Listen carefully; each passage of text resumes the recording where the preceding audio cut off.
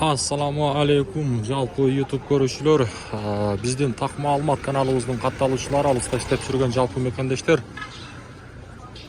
Адаттагыдай мен сиздерге бүгүнкү Ноокат шаарындагы валюта курс бааларын тааныштырайын. Каналга сөзсүз түрдө катталып, мына ушундай лайкты да басып коюңуздар.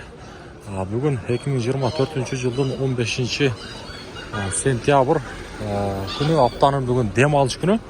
Бүгүн Ноокатта 2 эле банк иштейт. Мына ушул Доскредо банк менен Капитал банк эле.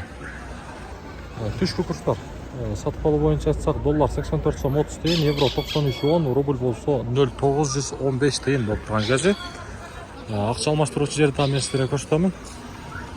Күнүмдүк мына ушундай так маалыматтарды билип турайлы десеңиздер, анда биздин каналга катталыңыздар.